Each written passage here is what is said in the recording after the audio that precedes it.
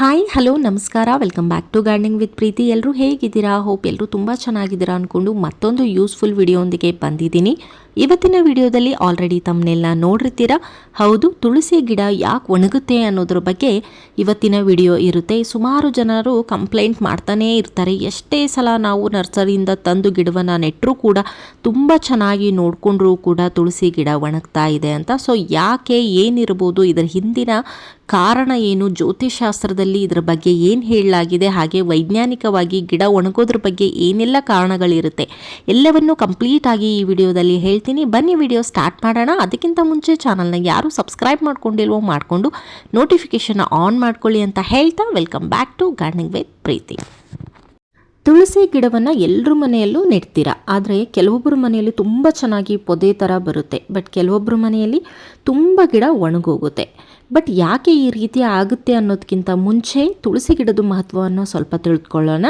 ತುಳಸಿ ಗಿಡವನ್ನು ಸಾಕ್ಷಾತ್ ಲಕ್ಷ್ಮಿ ಅಂತ ನಾವು ಪೂಜೆ ಮಾಡ್ತೀವಿ. ಇದನ್ನು ಬೆಳೆಸೋದ್ರಿಂದ, ಇದನ್ನು ಪೂಜೆ ಮಾಡೋದ್ರಿಂದ ಮನೆಯಲ್ಲಿ ಪಾಸಿಟಿವ್ ಎನರ್ಜಿ ಇರುತ್ತೆ. ಹಾಗೆ ಇದಕ್ಕೆ ನೀರು ಹಾಕಿ ನಾವು ಪೂಜೆ ಮಾಡೋದ್ರಿಂದ ಲಕ್ಷ್ಮಿ ಪ್ರಸನ್ನಳಾಗ್ತಾಳೆ ಅಂತ ಕೂಡ ಇದೆ. ಹಾಗೆಯೇ ಆಯುರ್ವೇದದಲ್ಲಿ ಕೂಡ ತುಳಸಿಯನ್ನು ತುಂಬ ಯೂಸ್ ಮಾಡ್ತಾರೆ. ಆಯುರ್ವೇದದ ಪ್ರಕಾರ ಶೀತ, ಕೆಮ್ಮು, ನೆಗಡಿ ಏನೇ ಇದ್ರೂ ಈ ತುಳಸಿ ಕಷಾಯ ಕುಡಿಯೋದ್ರಿಂದ ಅಥವಾ ತುಳಸಿ ಎಲೆಗಳನ್ನು ತಿನ್ನೋದ್ರಿಂದ ಇದು ಮಾಯವಾಗುತ್ತೆ ಅಂತ ಹೇಳಲಾಗುತ್ತೆ.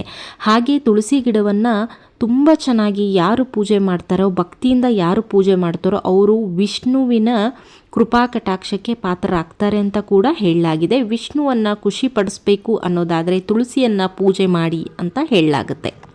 ಎಲ್ಲರೂ ತುಂಬ ಚೆನ್ನಾಗಿ ತುಳಸಿ ಗಿಡವನ್ನು ನೋಡ್ಕೋತಾ ಇರ್ತಾರೆ, ಆದರೆ ಅದು ಸ್ವಲ್ಪ ದಿನದವರೆಗೂ ತುಂಬ ಚೆನ್ನಾಗಿ ಬರುತ್ತೆ. ಅದಾದ ಮೇಲೆ ಗಿಡದ ಎಲೆಗಳು ಹಳದಿ ಆಗೋದು, ಗಿಡ ಒಣಗೋಗೋದು, ಹಾಗೆಯೇ ಗಿಡ ಸತ್ತು ಹೋಗೋದು, ಈ ರೀತಿ ಆಗೋದ್ರಿಂದ ತುಂಬ ಬೇಜಾರಾಗುತ್ತೆ. ಬಿಕಾಸ್ ತುಂಬ ಚೆನ್ನಾಗಿ ನೋಡಿಕೊಂಡ್ರೂ ಕೂಡ ಇದು ಆಗುವಂಥ ಸಾಧ್ಯತೆ ತುಂಬ ಹೆಚ್ಚು ಇರುತ್ತೆ. ಹಾಗೆಯೇ ಇದು ಯಾಕೆ ಆಗುತ್ತೆ ಅನ್ನೋದನ್ನು ನಾವು ಫಸ್ಟು ಜ್ಯೋತಿಷ್ಯದಲ್ಲಿ ಏನು ಹೇಳಲಾಗಿದೆ, ಇದರ ಅರ್ಥ ಏನು, ಪದೇ ಪದೇ ನಿಮ್ಮ ಮನೆಯಲ್ಲಿ ತುಳಸಿ ಗಿಡ ಒಣಗ್ತಾ ಇದ್ದರೆ ಇದರ ಅರ್ಥ ಏನು ಅಂತಂದರೆ ಇದು ಅಶುಭದ ಸಂಕೇತ ಅಂತ ಜ್ಯೋತಿಷಾಸ್ತ್ರದಲ್ಲಿ ಹೇಳಾಗಿದೆ. ಹಾಗೆಯೇ ದರಿದ್ರ ಆವರಿಸ್ಕೋವಾಗ ಈ ರೀತಿ ಆಗುತ್ತೆ ಅಂತ ಕೂಡ ನಂಬಲಾಗಿದೆ. ಹಾಗೆಯೇ ಗಿಡ ಒಣಗುತ್ತೆ ಅಂದರೆ ಇದಕ್ಕೆ ಪಿತೃದೋಷದಿಂದ ಕೂಡ ಈ ರೀತಿ ಗಿಡ ಒಣಗುತ್ತೆ, ಅನೇಕ ಸಮಸ್ಯೆಗಳನ್ನು ತರುತ್ತೆ.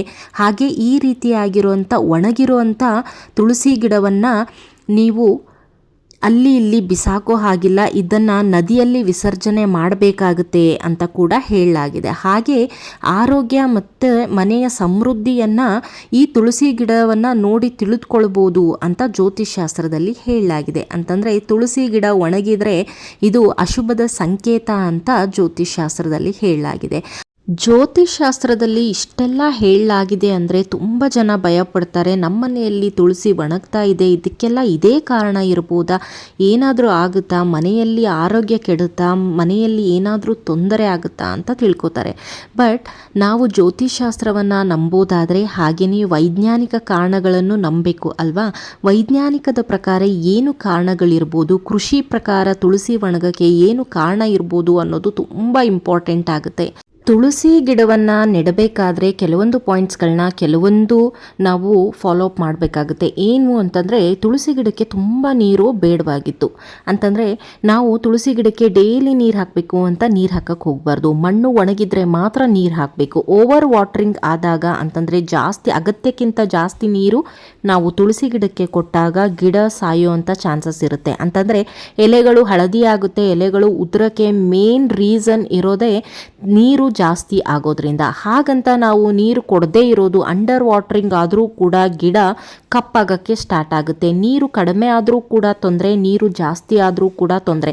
ಅದಕ್ಕೋಸ್ಕರ ಒಂದು ರೂಟೀನ್ನ ಮಾಡಿಕೊಂಡು ಗಿಡಕ್ಕೆ ನೀವು ನೀರು ಕೊಡಬೇಕಾಗುತ್ತೆ. ಗಿಡಕ್ಕೆ ನೀರು ಕೊಡುವ ಮುನ್ನ ಫಸ್ಟು ನೀವು ಮಾಡುವಂಥ ಕೆಲಸ ಏನು ಅಂದರೆ ಮಣ್ಣನ್ನು ಚೆಕ್ ಮಾಡುವಂಥದ್ದು. ಮಣ್ಣನ್ನು ಚೆಕ್ ಮಾಡದೆ ಗಿಡಕ್ಕೆ ಯಾವುದೇ ಕಾರಣಕ್ಕೂ ನೀವು ತುಳಸಿ ಗಿಡಕ್ಕೆ ನೀರು ಕೊಡೋ ಹಾಗೇ ಇಲ್ಲ. ಮಣ್ಣು 1-2 ಇಂಚು ಒಣಗಿದಾಗ ಮಾತ್ರ ನೀರನ್ನು ಕೊಡುವಂಥದ್ದು. ಹಾಗೆ ಇನ್ನೊಂದು ಕಾರಣ ಏನು ಅಂತಂದರೆ ಡ್ರೈನೇಜ್ ಹೋಲ್ ಸರಿ ಇಲ್ಲದೆ ಇರೋದು. ಹೆಚ್ಚಾಗಿ ನಾವು ತುಳಸಿ ಗಿಡವನ್ನು ನೆಲದಲ್ಲಿ ಬೆಳೆಸೋದಕ್ಕಿಂತ ಪಾಟಲ್ಲಿ ಬೆಳೆಸೋರು ತುಂಬ ಜನ ಇದ್ದಾರೆ. ಅದರಲ್ಲಿ ನಾನು ಒಬ್ಬಳು. ಪಾಟಲ್ಲೇ ಬೆಳೆಸೋದ್ರಿಂದ ನಾವು ನೀರನ್ನು ಹಾಕ್ತೀವಿ. ನೀರು ಎಕ್ಸೆಸ್ ನೀರು ಏನಾದರೂ ಜಾಸ್ತಿ ನೀರು ಬಿದ್ದಾಗ ಡ್ರೈನೇಜ್ ಹೋಲು ಬ್ಲಾಕ್ ಆದರೆ ನೀರು ನಿಂತು ಹೋಗಿ ಗಿಡದ ಬೇರುಗಳು ಕೊಳೆಯೋಕ್ಕೆ ಸ್ಟಾರ್ಟ್ ಆಗುತ್ತೆ. ಸೊ ಅದಕ್ಕೋಸ್ಕರ ಡ್ರೈನೇಜ್ ಹೋಲ್ ತುಂಬ ಚೆನ್ನಾಗಿ ಇರಬೇಕು. ನೀವು ಎಕ್ಸೆಸ್ ನೀರು ಜಾಸ್ತಿ ನೀರು ಏನಾದರೂ ಗಿಡಕ್ಕೆ ಹಾಕಿದಾಗ ಆ ಡ್ರೈನೇಜ್ ಹೋಲಿಂದ ನೀರು ಪಾಸ್ ಆಗಿ ಹೊರಗಡೆ ಹೋಗಬೇಕು. ಸೊ ಅದಕ್ಕೋಸ್ಕರ ಡ್ರೈನೇಜ್ ಹೋಲನ್ನು ಕರೆಕ್ಟಾಗಿ ಚೆಕ್ ಮಾಡಿ. ಅದಾದ ಮೇಲೆ ಕೆಲವೊಂದು ಸೀಸನಲ್ಲೂ ಕೂಡ ಈ ತುಳಸಿ ಗಿಡ ಒಣಗೋಗುತ್ತೆ ಅಥವಾ ಎಲೆ ಉದುರುತ್ತೆ. ಅದು ಚಳಿಗಾಲದಲ್ಲಿ ತುಂಬ ಆಗುತ್ತೆ. ಚಳಿಗಾಲದಲ್ಲಿ ತುಳಸಿ ಎಲೆಗಳು ಎಲ್ಲ ಉದುರು ಹೋಗಿ ಮತ್ತೆ ನೀವು ಬೇಸಿಗೆ ಸ್ಟಾರ್ಟ್ ಆಗೋ ಅಷ್ಟೊತ್ತಿಗೆ ಹೊಸ ಎಲೆಗಳು ಬರೋಕ್ಕೆ ಸ್ಟಾರ್ಟ್ ಆಗುತ್ತೆ. ಸೀಸನ್ನಿಂದ ಈ ರೀತಿ ಆಗೋದ್ರಿಂದ ಏನೂ ತೊಂದರೆ ಇಲ್ಲ, ಭಯಪಡುವಂಥದ್ದು ಏನೂ ಇಲ್ಲ. ತುಳಸಿ ಗಿಡ ಮತ್ತೆ ಚಿಗಿಯುತ್ತೆ. ಹಾಗಂತ ನಾವು ತುಳಸಿ ಗಿಡವನ್ನು ಆವಾಗವಾಗ ಚೆಕ್ ಮಾಡಬೇಕಾಗತ್ತೆ.